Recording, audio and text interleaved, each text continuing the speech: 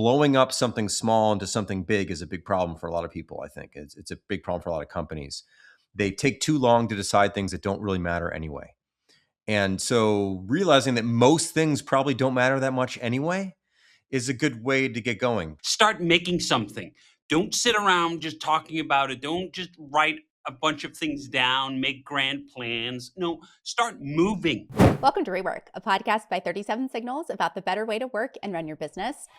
I'm Kimberly Rhodes from the 37 Signals team, joined by the co-founders Jason Fried and David Heinemeier Hansson. If you've listened to this podcast at all, you have clearly heard us talk a lot about intuition. David, you use the words gut computer. Jason, you're often just like, you have a feel for something. But I thought we would talk a little bit this week about how you develop that, how you learn to trust yourself in business, to just be able to trust your gut or even know that your gut is talking to you. So I'm just going to open it up there. David, maybe you start. You talk a lot about your gut computer. Have you always heard your gut computer talking to you? I think I have, but it was certainly not as well fed as it is now because I've just lived longer. I've tried more things. I've experimented with more stuff. But do you know what? We started working together, Jason and I, when I was, 22, 23, something like that. I didn't know everything. I mean, I still don't know everything, but I knew half or less than what I know now. And I think the approach hasn't changed that much in terms of letting intuition guide, letting the gut guide where we're going to go and what we're going to try. And I think some of that comes from just deciding to some degree to have some confidence in your own magic fingers, and that the only way to really figure out what something is going to be like is to do it. And accepting that while you can learn a lot of things from other people's experiences, and I mean, I was a ferocious reader of software methodology writing, for example, when I thought I wanted to do things with software, but I didn't know that I was going to be a programmer quite yet. I thought like, well, maybe I'll sit at some other branch on this trunk here, and therefore just try to absorb as much as possible. How can I uh, read everything there is to read, at least the main classics in my field? How can I find a handful of individuals who are doing really cool stuff that I really like, that I'm simply just going to try to emulate? I'm just going to try to copy. I'm just going to try to do their motions until they become natural and I can give it my own spin. I mean, there's a whole body of literature on the notion of the beginner's mindset, and it's basically an echo of that you start with a great humility over the fact that you don't know everything. You try to absorb everything in, but then the way you turn those absorptions into results is through action.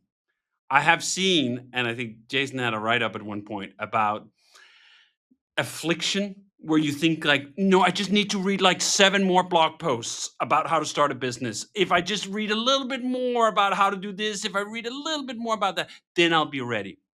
That is a fool's errand. You're not going to be able to convert any of that input into knowledge without passing through action. That's actually the magic bit here. The magic bit is that you try to apply some of these things, and you'll quickly realize that a bunch of shit you read in blog posts or heard on a podcast wasn't actually something that worked for you. And that's not because the advice necessarily is wrong. It's just because, well, I work in a different industry. I work at a different time. My constraints are different. I'm in a different place. I'm a different person than the people talking.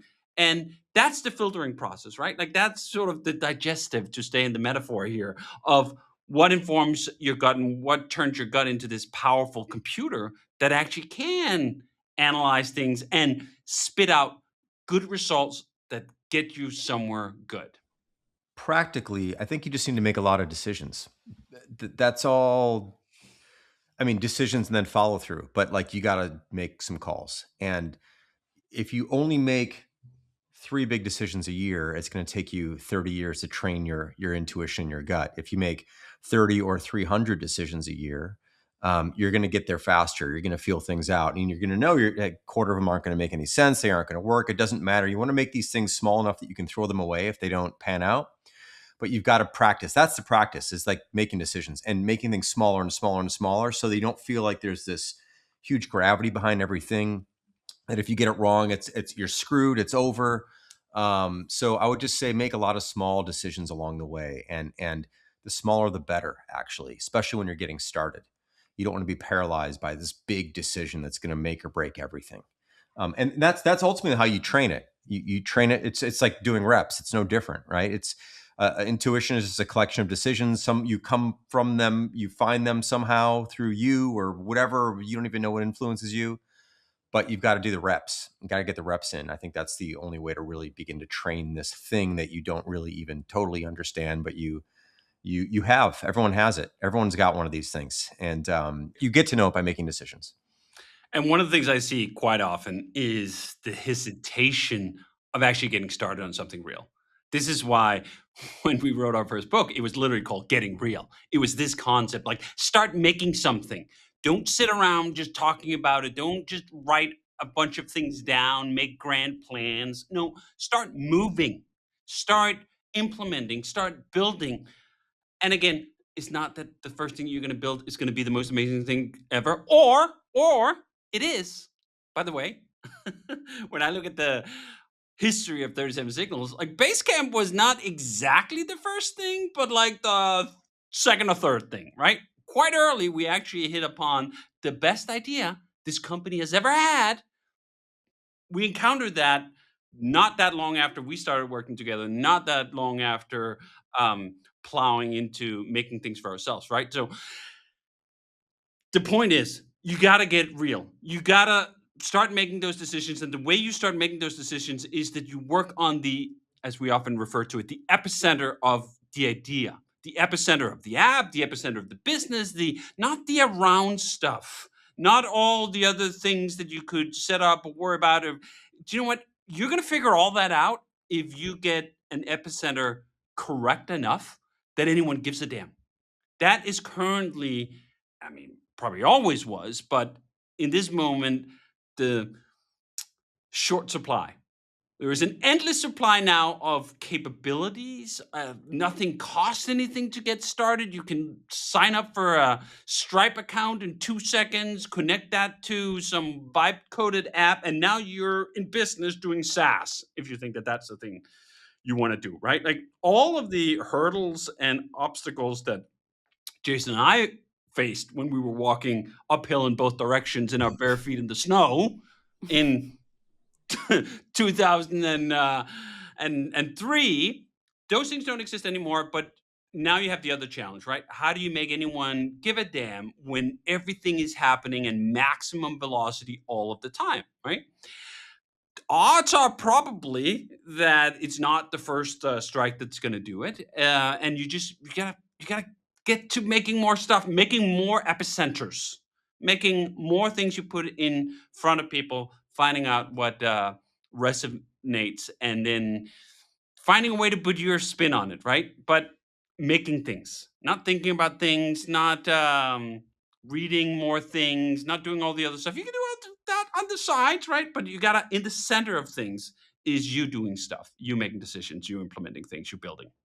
Okay, so on that note of making decisions and getting better at making decisions because you're making a lot of decisions, I get the impression, just like an outsider perspective, the two of you decide pretty quickly. Like, you don't mull, again, outside perspective. It doesn't feel like you guys mull things over or debate about things for long, extended periods of time, which is how I imagine a lot of companies are about making decisions, whether they're big or small. Like, it involves a lot of back and forth and time and talking about it. I don't get the impression that you guys are like that. You're just like, either yes, no, we're doing it, we're not doing it. It seems like a pretty quick process. Is that a true and accurate observation, or am I totally off base? I think it's pretty accurate. I think there's occasionally something that's a really big deal. I think part of the reason why we don't take a long time is that most things aren't really a big deal. There are occasional really big deals that we need to like mull over and to think through. And usually it's like, well, let's sleep on it over this weekend and let's talk about it next week. It's not like, let's put something on the schedule for 3 months from now or something like that. It's still relatively quick, but it may require a few conversations, a few discussions, a few debates, and then we kind of find our way there. But most things just aren't those things. And blowing up something small into something big is a big problem for a lot of people, I think. It's a big problem for a lot of companies. They take too long to decide things that don't really matter anyway. And so realizing that most things probably don't matter that much anyway is a good way to get going through things and to make quick calls and go, if we made the wrong call, we'll make a different call 3 days from now. It doesn't really matter that much. That's the idea of chunking things into smaller and smaller and smaller bits that are almost throwaway decisions in a sense. You still want to make them, and they're important at some level. And collectively, the pile of them is important. But any one decision is not that big of a deal. You want to get to the place where you can do that. That's how you can make quick calls and move on. And then also you want to be able to move fast through the things that you do to see if they work. That's the other thing. Like you want to make something, you want to make a decision, and then you want to build the thing so you can decide whether or not it works, rather than debate it in the abstract for 3 months and then finally make a call and then find out it doesn't work in the real world. So this is all about getting to something real, like David was saying, as soon as you possibly can. And then you can really look at it for real and make a decision, was this worth doing or not? But before that, it's all abstract. So you want to kind of not spend a lot of time on the abstract. You want to spend more time on the real thing, and then you'll really know for sure. And I think part of that is having the humility of accepting that nobody knows anything. Nobody knows anything. And very, very few people are able to successfully, repeatedly analyze themselves into a great decision. They sit down and like they're all conscious about it. Either they write reports or they run a lot of statistical analysis, and sometimes that has a place to inform things somewhat in some ways, but it's just dwarfed by reality, dwarfed by the notion of seeing what happens and going, do you know what? We don't know. We're not going to know, regardless of however long we talk about this, however much analysis we apply to the problem, however much data we pull, however many customers we may even talk to. The customer's going to basically give us a bunch of bullshit until we ask those customers, hey, all right, would you pay? Where's the credit card, right? So there you get flawed information. The statistical analysis will only give you answers about the data you already have, which is a tiny percentage of all the data that exists in the world. Your ability to debate your way through this may uncover some angles on some decisions. I think both Jason and I do enjoy a rigorous debate, but usually it's a debate of taste or opinions about something real, like how a feature is supposed to be screwed together, less so about what the market is going to do, what a customer is going to do, what's going to happen in 2 years, all of that stuff. We have enough humility, which may sound strange when you hear us otherwise talking about quite arrogantly about things, enough humility to accept that, you know what, we, like everyone else, just don't know very many things. And the only source of truth that can tell us things that are real is reality, is throwing things against that bouncy wall and seeing what comes back and what gets accelerated. And I've seen this time and again in all sorts of different domains. One of them, for example, is like what goes viral, what strikes sort of just the right chord with the audience, what blog post blows up, what little clip from a podcast goes somewhere, what even kind of just projects that we write up about. I've used this example before, but when we originally wrote about the getting out of the cloud thing, it was a throwaway 12-minute post. I just quickly hammered into my Hey World, hit send, barely proofread it, posted it on LinkedIn, and millions and millions and millions of people saw that, right? I didn't know I had a similar experience going the other way many times in the past where I thought like, oh my God, this is so good. I mean, I'm just typing here and I'm like, oh, these are pearls. Like the wisdom I'm putting into this piece of writing is incredible. And then I'll post it and like total crickets. No one gives a fuck. I've spent much longer than 12 minutes on a piece, on a video, on a project, and no one gives a damn, right? And then you just see things explode on stuff you didn't think was going to go anywhere. So the only way to kind of harness that is to keep batting, right? This is one of the things both with the writing and the podcast and everything else that we do is, you know what, if you want to occasionally break through and leave a mark somewhere, oh my God, you just got to keep throwing. You do not know. You do not know what's going to resonate. You do not know what's going to work. Get better at throwing. And then you realize by the time you've thrown, for example, on Hey World, I've written 500 blog posts almost. I think I'd let 492 or something right now over less than 5 years. That's almost a post every 3 days, right? You actually get better at this stuff. It gets easier. Your arm gets stronger. You have a better eye for which way to throw, and you improve your odds from maybe a 2% chance of getting a viral thing that garners people's attention to a 3.5% chance of doing that. Major progress. So it's the reps, right? Like all this boils down to that, but different ways of putting in, different ways of getting that message across, because I think it is very well, I don't even know if it's counterintuitive. It's very difficult for people to internalize that. That's why we're having this discussion, right? We've been saying this for literally 20 years in 700 different ways. You got to make decisions. You got to get to the epicenter. You got to try things. And people go like, yeah. And then they go back and do a 3-month analysis on what their pricing model should be. Yeah. Two more things on that. And after everything David said, you're still at the whim of the algorithm. Like if the algorithm decides to show it to the right people, then maybe you got lucky. So there's so much substrate here that you don't control and you don't know what's going to happen. And this week it might be this way and they might be tuning it a different way. That one week you've got that banger thing and it doesn't matter anymore because they're testing something. Who knows? You just don't know. That's why you got to keep making this stuff. And you can't just take that one big swing, really. The other thing is that everyone's typically in search of certainty, which is I think why people are afraid of trusting their gut, because gut is by its very definition uncertain. I mean, you might feel it, but you can't prove it. You can't justify it to anybody because there's no data or evidence or research or whatever. So people will spend weeks, months, oftentimes asking, putting together surveys, putting together data, making the case, months and months of making the case, which is still abstract because it's still, you're asking people to imagine an answer that you're asking them if they don't actually have that answer naturally. So they weren't ready to just answer a survey. You just gave them one. Now they got to come up with answers. These are still abstractions. So you can spend 3 months looking for certainty, backing it up with abstract data that feels real, but still abstract. Or you can make the thing in 6 weeks, 4 weeks, 3 weeks, whatever, put it out there and find out for real if there's something there.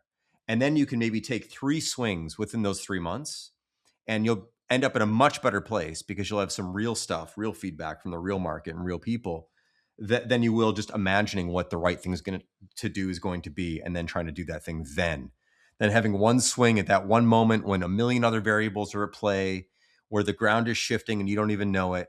And then you just the odds are so infinitesimally small to begin with. And then you're laying them all on some other one's certainty. It's typically a pretty bad formula, I think. So you're better off just making things as fast as you can, as often as you can, getting better at those things, putting them out there. And there's going to be a magic moment, maybe when enough things align that it works out, but you won't be able to predict that. I also think that saying trust your gut or just I have this feeling seems a little woo-woo to people. I'm into that, but I think there's some people who are that just doesn't feel real, to your point, or doesn't seem measurable. That's not a real thing that we do in business. What's funny is okay, yeah, you're right. And then you're well, if you really break it down, what is all this data and all these surveys and all these questions? Well, you're asking other people for their gut reaction. So you're building on 1,000 other guts, because again, most of these questions when they're asked, or the research when it's done, it's still abstract. It's still someone having to dream up and spit out and regurgitate something in a moment when they weren't naturally going to do that. So they're still just reaching deep to find something to tell you, which is kind of their gut reaction. So what's more woo-woo, 1,000 guts that you don't know, or maybe your own perspective based on the experience that you've had and you're running the show and you're making the call? Maybe they're both loose, and they probably are. They both are loose, but I'd rather sort of trust something I maybe know a little bit more than to say that because it's someone else's and there's many of them, that those are the right ones. That's at least my quick take on that. Okay, let's talk about this decision making, trusting yourself when it comes to product development. We're obviously working on a new version of Basecamp. We've talked about that a bit.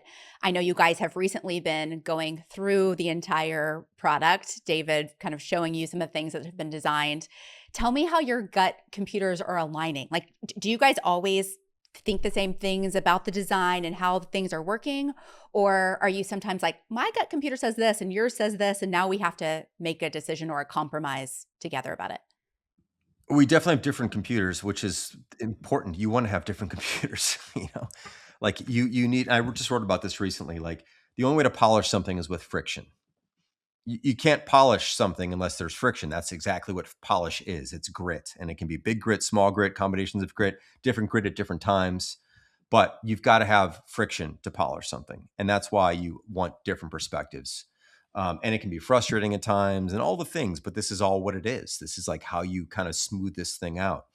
Um, so I'll take a swing at something. I'll get it to a place where I really feel good about it. I'll show David. Sometimes he'll feel good about it. Sometimes he won't.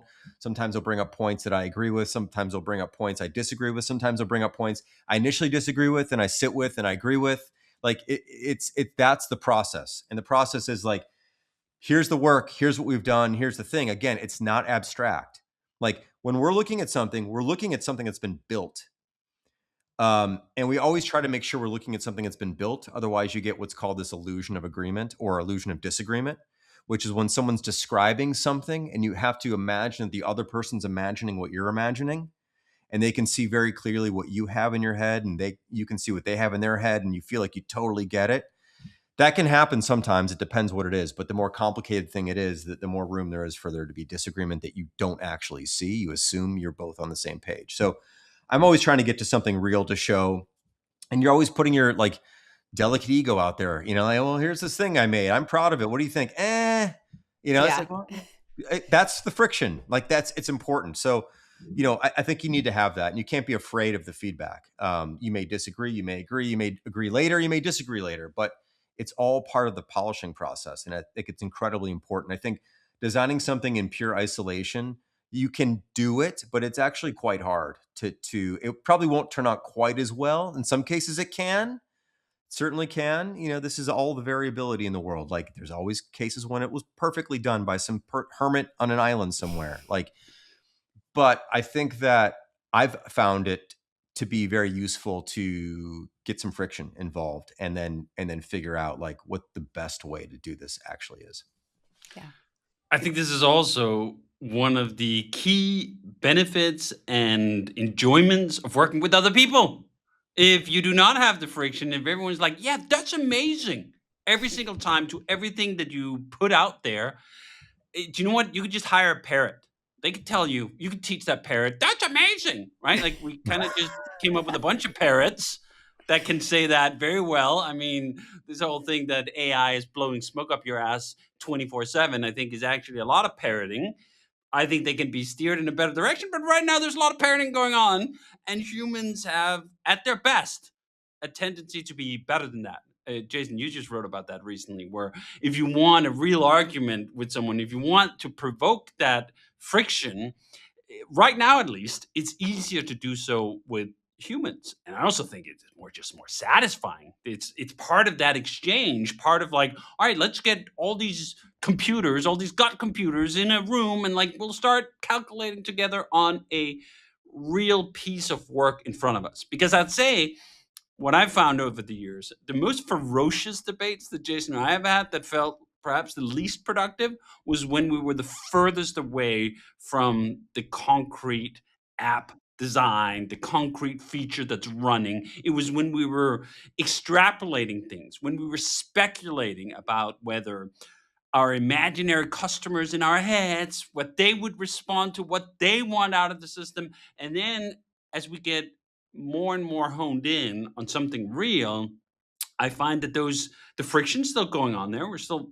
throwing suggestions back and forth, but you can see like, oh, the pieces are starting to fit better. Like they still need a little polish here, a little polish there, but like now they're clicking in, versus when you're just discussing these abstract ideas and you're discussing your imaginary customers in your respective heads. Like it's just these unrefined blocks just meeting and banging against each other. And you know what? Sometimes that can spark some interesting ideas and some interesting directions. But I've also found that quite often that's where things can get a little more spicy without making the dish any better. And I'm like, yeah, that's a waste of time. So what will often happen, at least for me, when I find myself in that territory with Jason or anyone else at the company, is having that metacognition to realizing, do you know what? I'm getting emotionally attached to some argument about shit I made up in my head. That seems like a bad use of time. So, how do we dispel that? Let's get more real. Let's build a little more stuff. Let's just try it. I mean, I think I've gotten better at that over the years of just accepting, you know what? I don't necessarily think this is the right path to go down. I'm totally willing to try it. We should try most things, right? I've now seen myself be wrong quite often. And a lot of times in aggregate over 20 plus years that I go like, you know what? Yeah, I don't think this is right, but we'll know either way if we build something. We'll know either way if we put something in front of customers. So let just that be the referee.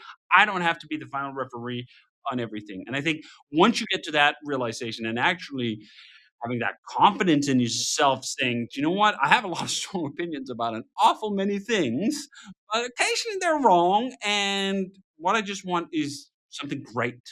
And we will see what's great if we try to build one way or the other way.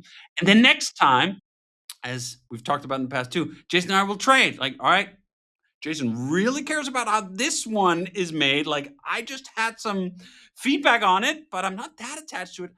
You go with it, right? And other times I'm going to be like over my fucking dead body. Now, thankfully, most of the time, we're not at an evil level of intensity on a given feature. Like, I can remember maybe like 3 times in 25 years of working together where I felt like, oh my God, we're within like 1% of intensity about caring about an outcome of something one way or the other. Get further away from that or calibrate your sensibility more to that when you work with other people and like, Jason cares like 7% more than me about this. He can have that one. I think this is one of the interesting things about the AI age that we're in right now is beside the fact that it's amazing for all these other reasons. I think one of the reasons that attracts people who are working on stuff is they don't have to deal with other humans. And I actually think that that's a little bit of I'm not sure a lot of great things are going to come from that process. You can move faster. It can do a lot of work for you, but also it doesn't disagree very often. You can easily push it wherever you want it to go. It'll do whatever you essentially want it to do. And I think there's a real appeal to that for a lot of people because I think in their normal day-to-day, they have to butt heads with human beings. And they might butt heads with a boss they don't like and a coworker they can't stand. And this is like such a relief to just have nothing in your way. But I don't think that leads to necessarily building something better. It might lead to building something faster. It might lead to being able to do more than you could do by yourself. But I think there will be something lost if you are just trying to find the least disagreeable path. And that is actually currently what's going on in AI. In addition to the fact that it's fantastic, but it doesn't disagree enough. And I think there's this false sense of comfort that comes with that. Because well, I can delegate all this work. I can ask this thing to help me, and it's just going to say yes the whole damn way through. And there's a pleasure in that, and there's oftentimes that can be wonderful. But I do think when push comes to shove, you actually want some friction in the system that is hard to push against. Like AI can disagree with you sort of, but you can you can steamroll it very easily. It's much harder to do that when someone's going to stand their ground and they're a human and you have to work with them and they have a personality and they're there all the time and they have opinions and they have experience. It's a lot harder to roll over somebody that way. And I think it's good when people are in your way a little bit. So anyway, that's just another little bit of an aside. That's a very good point. I'm going to direct you guys to 37signals.com/books. We talked about getting real in this episode. We don't really talk about that book very often. It's the very first book. So you can find all of those books at 37signals.com/books. This is 20 years old. 20 years. This year. We should actually find out what month we published that and then celebrate the 20 years of getting real. It was 2006. Actually, it's the only book that I haven't read, to be honest. So I need to go and dig that out. Probably our best one. Home assignment. Yeah. You think it's your best one? Is it your favorite one? Well, I think it's the purest one. Really? I'm just like a sucker for purity. Like the first version of things to me is always like the best in a lot of ways. It's also the and shortest. It's very short and it's very pure. It came from a time where we didn't have a publisher, so we self-published it, which also means like it's exactly what we wanted to put out there. There was no like, it needs to be a little bit thicker because you need to be able to sell it. Is none of those things. It was like our first initial ideas and probably the most accurate iteration of our thoughts, you know? So that it's not like if I had to give anyone a book, it'd probably be REWORK, or it doesn't have to be Crazy at Work. Like if I said like read one thing really, because there's more substance there. But I think Getting Real is the purest work we've ever done in it. And there's something real, and also it's short. And it's a good reminder, like there's barely anything in it. And that's kind of all it needed to be. So. Okay, well, I'm going to make it a homework assignment. Maybe that'll give us some new episodes too related to Getting Real. We'll pull out some things from the archives. Cool. This has been a production of 37 Signals. You can find show notes and transcripts on our website at 37signals.com/podcast. Full video episodes are on YouTube. And if you have a question for Jason or David about a better way to work and run your business or Getting Real, leave us a voicemail. You can do that at 37signals.com/podcast question or send us an email to rework@37signals.com.